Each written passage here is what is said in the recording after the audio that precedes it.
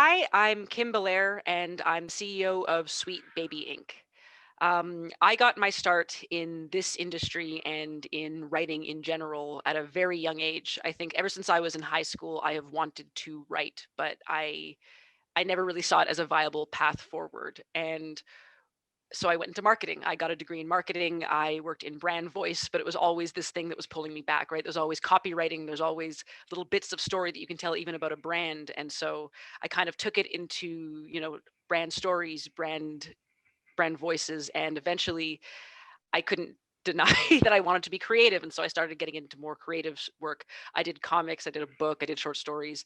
And then eventually, while I was working still in marketing, I was approached by a video game company where I got my start. And I first got in as a community developer, then became a writer and a narrative designer. And what I noticed even in that industry was I had finally embraced the fact that I wanted to write, that I wanted to tell stories. And I realized that it wasn't always something that was left to people demographically like myself.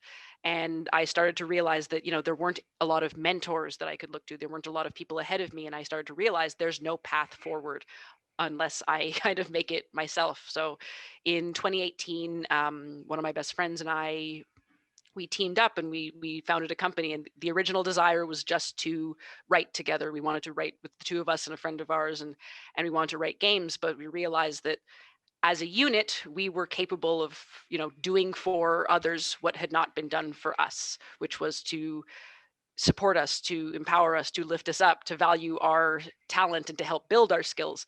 And so today, what we do is writing, narrative design, story building, story breaking as our first and foremost. But on a secondary level, we work very hard to get marginalized talent into the industry, to protect them the way that we would want to have been protected, to lift them up, and to get them into an industry where they're too often shut out.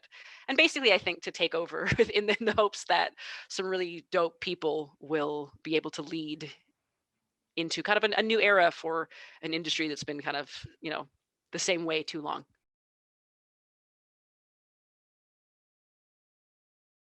I think what's inspired me as a writer, as a CEO, as just a person in this industry is seeing how much incredible work comes from places that we don't expect. I think that there's this path that we take, and especially when we have a single career, when we're kind of trying to build our own path forward, we get tunnel vision, right? We can only see ahead of us. And I think what's been inspiring has been to kind of get to where I'm at now, be able to take a step back and to see all of the people who are fighting, who are working, who are telling stories alongside me, and to realize that like we're all in this together has been a huge, part of my inspiration after a time when I really did think, or I did feel, that I was relatively alone.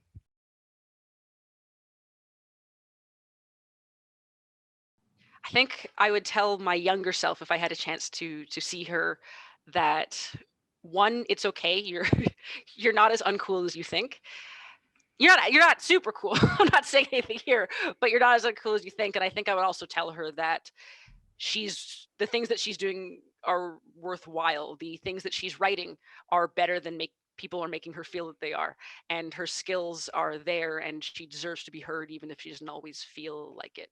Because I think that I look back and I think I spent a long time, thinking that I wasn't good enough. And I wish that I had had the strength then and the knowledge to know that I could get here, and that I would get here, and that it wasn't all for nothing.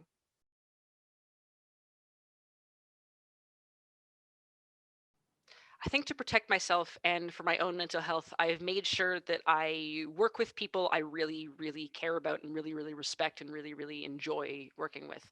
I often talk about the fact that like video games are such huge projects, right? And they feel like they're these huge works of creative brilliance, and they take so many brains. But for me, I would much rather work on something that is an okay project with great people who I care about, who lift each other up, who provide like a sense of balance, than something that is, maybe technically very proficient, but it was hell to make and the people aren't empathetic. So for me, I make sure that, the work feels good, that we're always being kind to each other, that I'm always having fun, and that I can at least laugh a little bit every day. And I also make sure that, when when it comes time to have my time for myself, this is something I'm still learning to do. I try to make it. I try to say, okay, maybe I didn't accomplish everything I wanted to do today. I'll do it tomorrow, and I'll feel a lot better if I just if I just rest. So it's those two things. It's the people in my community, the people in my circles, and allowing myself space to sit back and think sometimes.